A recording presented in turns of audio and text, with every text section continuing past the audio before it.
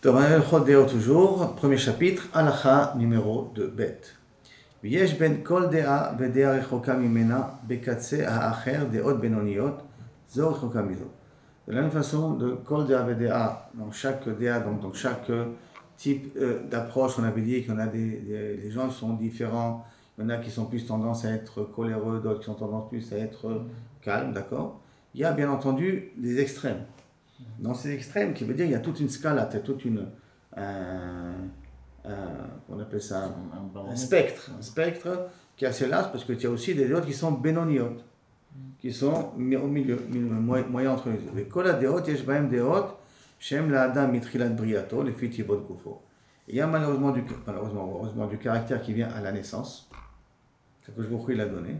Yesh bahem deot, shetivro shel adam ze mechuban, vati lekabel otam bimera, yoter mishar deot. Il y a ce qu'on appelle une tendance, il tend vers. Il n'est pas né avec, mais s'il sera confronté à ça par rapport à son environnement d'une certaine manière, alors à ce moment-là, il va pouvoir plus facilement acquérir cette mida-là.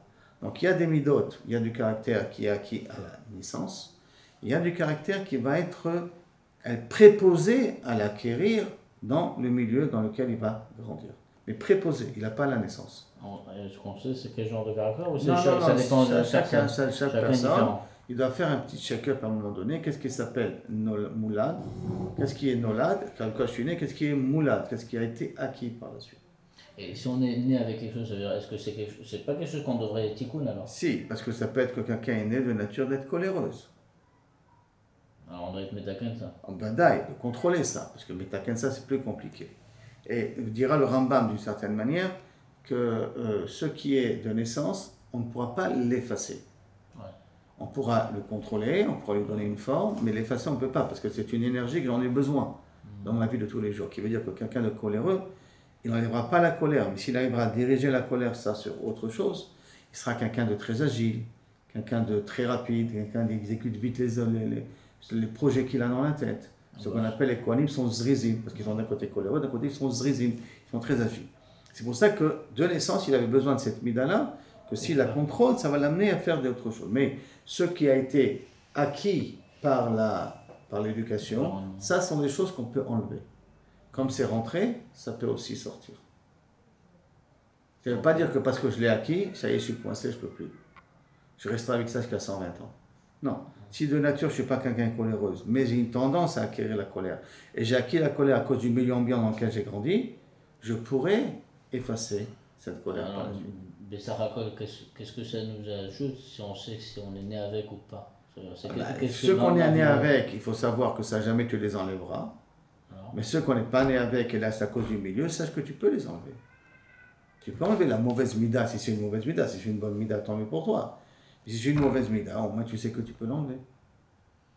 Ça veut dire que tu sais que si tu ne vas pas toujours enlever la colère. Choisis bien ton milieu, comme ça t'évitera. Quelqu'un qui a une tendance à être X, il faut faire attention de ne pas le mettre dans un milieu qui l'encouragera à être X. Parce qu'il a une tendance, mais il n'a pas ça encore, mais il a une tendance. Donc, ויש מהם דעות שטבעו של אדם זה מכוון ועתידי לקבל אותם במהרה יותר משאר דעות. ויש מהם שאינם לאדם מתחילת בריאתו, אלא למד אותם מאחרים. Donc, il y a encore parmi cela aussi, donc on a dit, des choses qu'il va l'apprendre, il va apprendre ça des autres. או שנפנה להם מעצמו לפי מחשבתו שעלתה בו, ou dans sa réflexion, il est arrivé à la conclusion que c'est bien d'avoir cette mida-là. או ששמע שזו הדעה הטובה, ou baraoui l'élech, et que c'est un bon caractère, c'est bien de se comporter comme ça. Et il a commencé à se comporter dans cette mida-là jusqu'à qu'il a réussi à l'acquérir.